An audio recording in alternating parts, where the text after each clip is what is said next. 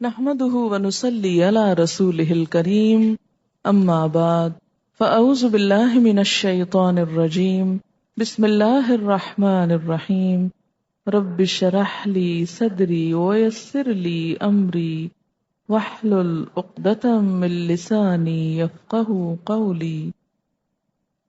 سورۃ الرحمن، یہ سورت اپنے مزاج اور مطلب کے اعتبار سے سورتوں کے اس گروپ سے تعلق رکھتی ہے جو مکی زندگی کے اس دور میں نازل ہوئیں جب آپ صلی اللہ علیہ وسلم کی تکذیب اور مخالفت جوش پر تھی، اور وہ آپ سے بار بار اس بات کا مطالبہ کر رہے تھے، یعنی آپ کے دشمن، کہ انہیں کوئی نشانی دکھائی جائے، کوئی معجزہ دکھایا جائے، اور اگر ان کے مطالبے پر معجزہ یا عذاب نہیں آتا تو پھر وہ محمد صلی اللہ علیہ وسلم کی دعوت کو نہیں مانیں گے، اور اگر دنیا میں عذاب نہیں آتا تو اس کا مطلب یہ ہے کہ آخرت میں بھی نہیں آنے والا۔ اس کانٹیکسٹ میں یہ سورت نازل ہوئی۔ اس سورت میں ایک آیت فَبِأَيِّ آلَاءِ رَبِّكُمَا تُكَذِّبَانِ کی بار بار تکرار ہوئی، تو یوں لگتا ہے کہ جیسے مخالفین اپنی ضد میں مبتلا تھے، تو اللہ سبحانہ وتعالیٰ کی طرف سے بھی جو کلام آیا اس میں ان کے جواب میں مختلف آیات کو بار بار دہرا کر ان کی ضد کو ختم کیا گیا۔ کسی بھی بات کو بار بار کرنے کا مطلب کیا ہے کہ مخاطب کو وہ حقیقت اچھی طرح سمجھا دی جائے، اس چیز کی طرف توجہ دلائی جائے جس کی طرف وہ توجہ نہ دینا چاہتا ہو۔ قرآن پاک کا یہی انداز دراصل ایک مؤثر انداز ہے کہ وہ مخاطب کے مزاج کو سامنے رکھ کر بات کرتا ہے۔ مخاطب اگر ضد میں مبتلا ہے تو اس کی سوچ کی اصلاح کے لیے ایسا انداز اور اسلوب اختیار کیا گیا ہے کہ وہ سوچنے پر مجبور ہو جائے۔ پہاڑوں اور سمندروں کا بیلنس ہے، سمندر اندر سے گہرے ہیں، پہاڑ اٹھے ہوئے ہیں، تب یہ بیلنس قائم ہے۔ تو ووضع المیزان کا تعلق صرف کسی ایک خاص ترازو سے نہیں ہے، اس زندگی کے قیام کے لیے ہر چیز کے اندر آپ کو یہ بیلنس ملے گا۔ اب مرد اور عورت کی شکل میں جو جوڑا پیدا کیا یہ بھی ایک بیلنس ہے، اور آلموسٹ دنیا میں اللہ تعالیٰ کی جو تخلیق ہے دونوں کی، اس میں بھی ایک بیلنس اللہ تعالیٰ نے قائم کیا ہوا ہے۔ لیکن اب نئے زمانے میں انسان جو اپنی ایجادات پہ بہت خوش ہے، اور وقت سے پہلے جب سیکس کا پتہ چلا لیا جاتا ہے تو بعض جگہوں پر خصوصاً انڈیا میں، چائنا میں، ان علاقوں میں فیمیل چائلڈ ہونے کی شکل میں ان کو ابارٹ کر دیتے ہیں۔ اب کل ہی ٹی وی پہ بتایا جا رہا تھا کہ انڈیا کا ایک گاؤں ہے جہاں پر خواتین نے اپنے فیمیل چائلڈ کو ابارٹ کرا دیا۔ وہاں گاؤں میں شادی کا مسئلہ ہے کہ کوئی عورت ہی نہیں ملتی۔ تو یہ انسان کو اسی لیے اللہ تعالیٰ نے کیا فرمایا کہ اللہ تطغوا فی المیزان، تقدیر پہ راضی رہو، اللہ تطغوا فی المیزان، اس میزان میں سرکشی مت کرو، اس میزان کو خراب نہ کرو، کیونکہ اس میزان کی خرابی سے ہی بربادی آئے گی۔ یہ کہتے ہیں کہ کسی کا ایکسیڈنٹ ہوا اور ان کی ایک ٹانگ میں فریکچر ہو گیا، اس کے بعد وہ ٹانگ جو تھی وہ کچھ سکڑ گئی، تو انہوں نے اپنے سارے کپڑوں کو جو آلٹر کرایا، تو پھر جیسے ٹراؤزر کی ایک سائڈ ہوتی تھی اس کو وہ آدھا انچ کم رکھواتے تھے، جوتا بھی بنوانا پڑتا تھا، وہ نارمل جوتا ان کو نہیں پورا آتا تھا۔ ہر چیز میں پھر وہ بیلنس ختم ہونے لگتا ہے۔ وَأَقِيمُوا الْوَزْنَ بِالْقِسْطِ، اور قائم کرو وزن کو انصاف کے ساتھ۔ قسط کا معنی بھی انصاف ہے، اور اس کا معنی کیا ہوتا ہے؟ کسی کو اس کا حق پورا پورا دینا، اور بنیادی معنی کیا ہے؟ ظلم سے بچنا۔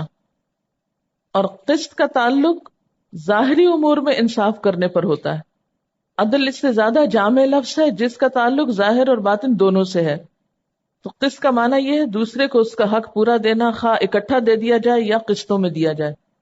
وَأَقِيمُوا الْوَزْنَ بِالْقِسْطِ، اور وزن کو انصاف کے ساتھ قائم کرو، یعنی ناپ تول میں انصاف رکھو۔ وَلَا تُخْسِرُوا الْمِيزَانَ، اور میزان میں کمی نہ کرو۔ بات وہی ہے جو پیچھے کہہ دی گئی ہے، پہلے مثبت انداز میں کہی گئی اور اب اس کا منفی پہلو بیان کر دیا گیا۔ وَأَقِيمُوا الْوَزْنَ بِالْقِسْطِ، اور اس کا اپوزٹ کیا؟ وَلَا تُخْسِرُوا الْمِيزَانَ، وزن قائم کرو اور وزن میں کمی نہ کرو۔ یعنی جس طرح اللہ تعالیٰ نے اپنی ساری کائنات میں یا اس کے نظام میں عدل کو بنیاد بنایا ہے، عدل قائم کیا ہے، انصاف سے کام لیا ہے، تو اسی طرح اے بندو تم باہم لین دین کے معاملے میں عدل و انصاف کو برقرار رکھو، ظلم سے بچو، اور میزان جو ہے یہ وزن کرنے کا آلہ بھی ہوتا ہے اور مقدار وزن کے لیے بھی استعمال ہوتا ہے. یعنی اللہ تطغوا فی المیزان، تو میزان کیا ہے؟ وہ ترازو بھی اور وہ چیز بھی جو تولی جاتی ہے، دونوں کے لیے. لیکن قرآن کی قرأت، اس سے ہم کو جلدی کمزوری لاحق ہو جاتی ہے کہ چند آیتیں پڑھنے کے بعد پھر ہماری قوتیں جواب دینے لگتی.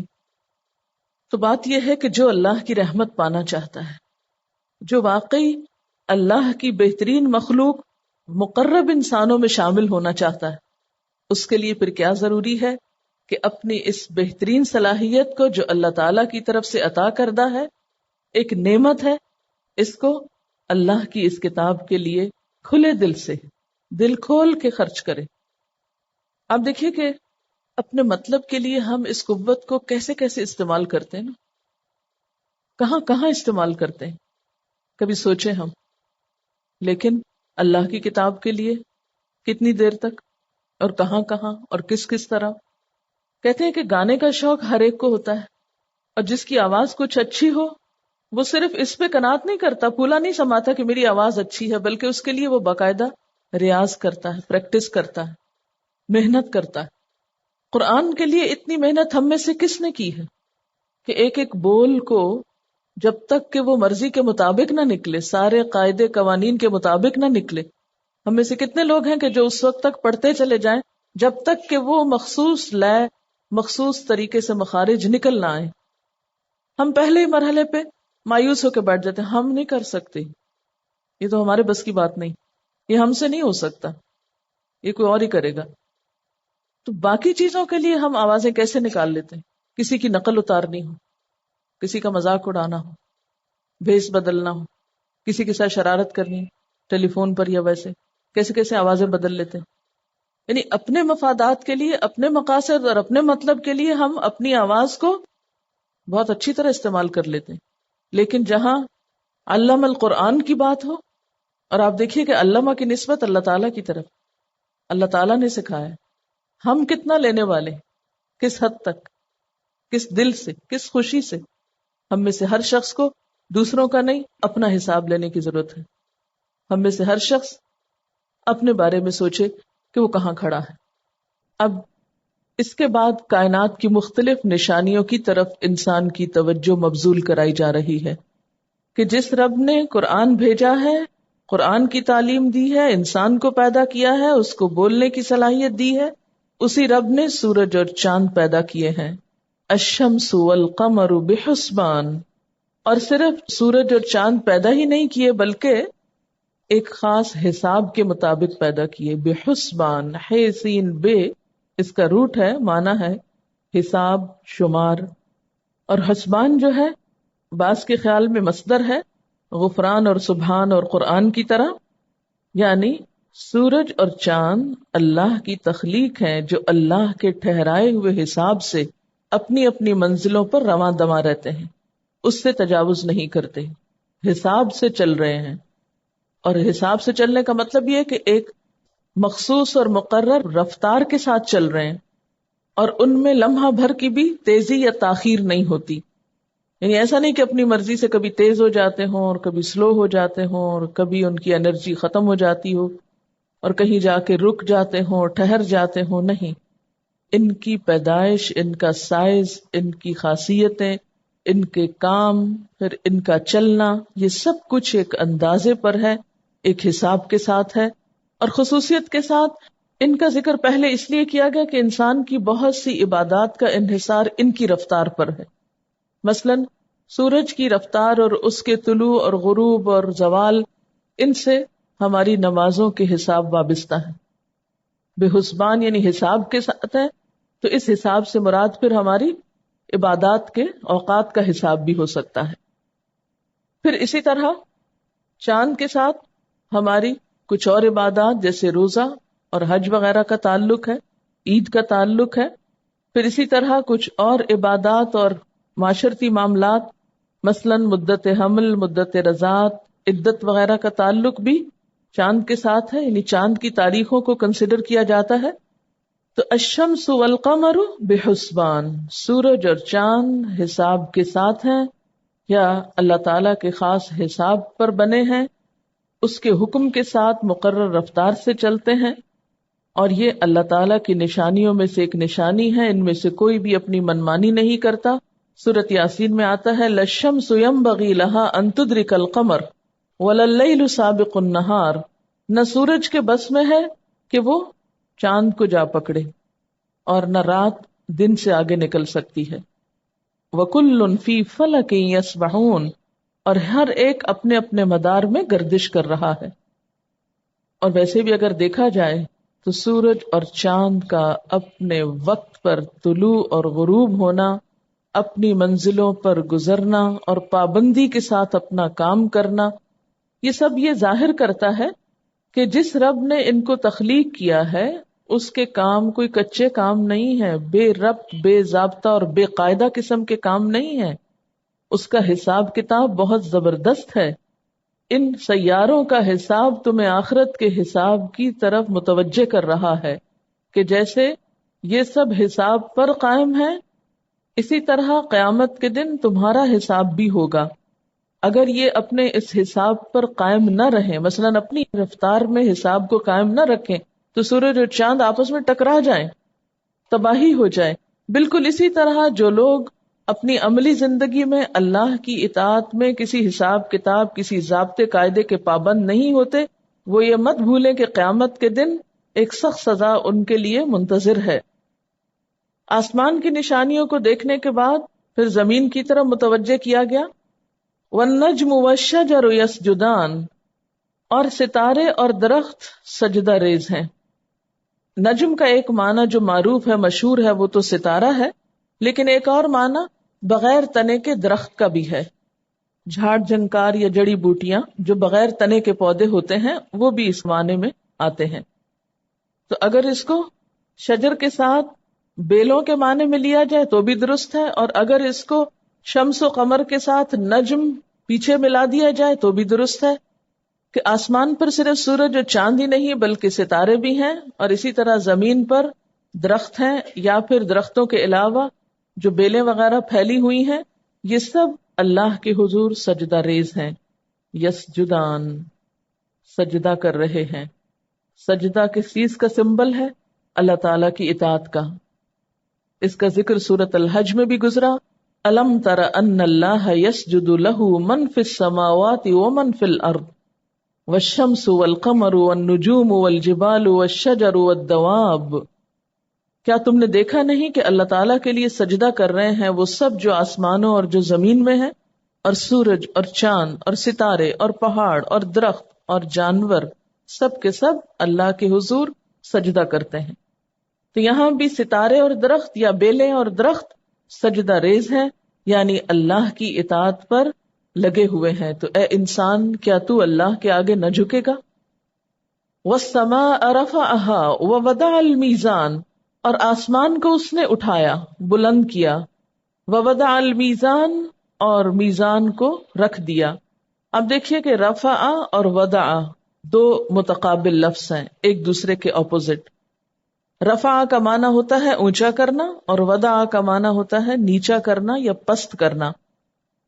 یہاں آپ دیکھیں گے کہ اس کے بعد آیت 10 میں وَالْأَرْضَ وَضَعَهَا لِلْأَنَامِ کا لفظ آیا ہے، یعنی زمین کے لیے وضع کا لفظ آیا۔ آسمان کو اٹھایا تو زمین کو نیچا کیا، یعنی نیچے بچھایا تمہارے، اور ان دونوں کے بیچ میں ایک میزان قائم کیا، اس کے لیے بھی وضع کا لفظ آیا ہے، یعنی آسمان و زمین کے بیچ میں انصاف رکھا۔ اور اگر دیکھا جائے تو یہ دنیا اللہ کے عدل پر قائم ہے، ہر چیز کے اندر ایک عدل نظر آتا ہے، ایک اعتدال نظر آتا ہے، جیسا کہ سورۃ الحدید میں اللہ تعالیٰ فرماتے ہیں لَقَدْ أَرْسَلْنَا رُسُلَنَا بِالْبَيِّنَاتِ وَأَنزَلْنَا مَعَهُمُ الْكِتَابَ وَالْمِيزَانَ لِيَقُومَ النَّاسُ بِالْقِسْطِ، کہ ہم نے اپنے رسولوں کو روشن دلائل کے ساتھ بھیجا اور ہم نے ان کے ساتھ کتاب اور میزان اتاری تاکہ لوگ انصاف پر قائم ہوں۔ تو اللہ تعالیٰ ہم بندوں سے کیا چاہتا ہے کہ جس طرح اس نے سورج چاند کو ایک حساب میں رکھا ہوا ہے، آسمان کو ایک مناسب طریقے سے اوپر اٹھایا ہے، زمین کو تمہارے لیے بچھایا ہے، ہر چیز اپنا اپنا کام کر رہی ہے، کوئی کسی دوسرے میں مداخلت نہیں کر رہی، کوئی کسی کا حق نہیں مار رہی. تو اللہ تعالیٰ بندوں سے بھی دراصل کیا مطالبہ فرما رہے ہیں کہ تم بھی اس میزان پر قائم رہو. یعنی وہ عدل اور میزان جس پر زمین و آسمان قائم ہے، وہ عدل بندوں سے بھی مطلوب ہے. مجاہد اور قتادہ وغیرہ نے میزان کا مطلب یہاں عدل کیا ہے، کیونکہ میزان کا اصل مقصد عدل قائم کرنا ہوتا ہے. ناپ تول کا کام آپ کیوں کرتے ہیں؟ تاکہ سب کے ساتھ انصاف ہو. اگر آپ کسی کو بغیر تولے کچھ دے رہے ہیں تو ہو سکتا ہے دوسرے پہ ظلم ہو جائے یا خود آپ پر ظلم ہو. تو اللہ تعالیٰ کیا چاہتے ہیں؟ اللہ تطغوا فی المیزان. اس کا تقاضا یہ ہے کہ تم میزان میں خلل نہ ڈالو. اس کا کیا مطلب ہے؟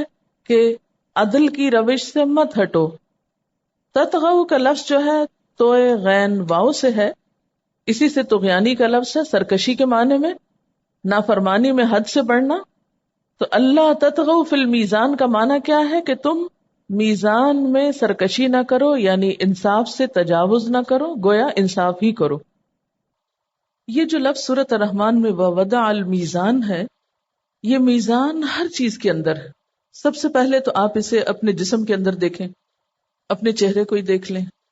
یعنی اللہ تعالیٰ چاہتے تو جسم میں ایک آنکھ، ایک ناک، ناک میں 2 سوراخ کی بجائے ایک ہی سوراخ، یا اسی طرح آپ کے سارے باڈی پارٹس جو ہیں وہ ایک ایک بھی ہو سکتے تھے. لیکن اللہ تعالیٰ نے ان سب چیزوں کو بھی ایک طرح سے پیئر میں بنایا، جیسے 2 ہاتھ ہیں، 2 کان ہیں، ناک کے 2 حصے ہیں، آنکھیں ہیں، اور پھر ان میں آپ دیکھیے کہ پرفیکٹ قسم کا میزان رکھا ہوا ہے. ووضع المیزان. اگر ایک آنکھ بڑی ہوتی اور ایک بہت چھوٹی ہوتی، ایک کان بہت لمبا ہوتا اور ایک بالکل اندر گھسا ہوا ہوتا، ایک ہاتھ کہیں جا رہا ہوتا اور ایک کہیں، اس طرح پاؤں اگر سائز فرق ہو جاتا. آپ کو پتہ ہے کچھ لوگوں کا سائز آدھے انچ سے کم و بیش کچھ بڑا چھوٹا ہوتا ہے. ان لوگوں کو جوتا تلاش کرنے میں اتنی مشکل ہوتی ہے کہ بعض اوقات ان کو 2 پیئرز خریدنے پڑتے ہیں، ایک پاؤں کے لیے ایک اور دوسرے کے لیے دوسرا. بہت ریئر کیسز میں ہوتا ہے لیکن ہوتا ہے ایسے. یا یہ ہے کہ ایک پاؤں کے آگے پھر وہ مزید کچھ رکھواتے ہیں. بعض اوقات چوڑا اور تھن ہونا بھی فرق ہو جاتا ہے، اس کے لیے بھی پرابلم ہوتا ہے جوتے میں، یہ چلنے میں مسئلہ ہوتا ہے. تو آپ دیکھیں کہ اپنے جسم سے لے کر پھر باہر کی دنیا میں ہر چیز کے اندر یہ بیلنس ہے. اور پھر سورۃ الرحمن میں آپ دیکھیے کہ جیسے ہر چیز کا 2 کر کے ذکر کیا گیا ہے، تو وہ بھی ایک طرح سے اس میزان کو شو کر رہا ہے، ایک بیلنس کی نمائندگی کر رہا ہے. پھر جنت کی 2 نعمتوں کا ذکر، تو 2 کا برابر آمنے سامنے ہونا پھر ایک بیلنس کو شو کرتا ہے. اسی طرح آپ دیکھیں کہ یہ جو ہمارا ایکولوجی کا بیلنس ہے، یعنی ہمارے انوائرنمنٹ میں جو بیلنس ہے، بہت سے جانور، پرندے، انسیکٹس ہم سمجھتے ہیں بیکار ہے، حالانکہ کوئی بھی چیز بیکار نہیں. ایک چیز کے ختم ہونے سے دوسری ختم ہو جاتی. بعض انسیکٹس اگر ختم ہو جائیں تو پرندے بھی چلے جاتے ہیں، کیونکہ ان کی لائف جو ہے وہ ان انسیکٹس کے اوپر ہوتی. اسی طرح آکسیجن اور کاربن ڈائی آکسائڈ کا ایک بیلنس ہے. پھر درخت جو ہے رات کو کاربن ڈائی آکسائڈ نکالتے ہیں اور آکسیجن لیتے ہیں، اور اسی طرح دن کو آکسیجن جبکہ ہمیں ضرورت زیادہ ہوتی. اور باقی بھی دیگر تمام چیزوں کے اندر اللہ تعالیٰ نے ایک بیلنس قائم کر دیا ہے.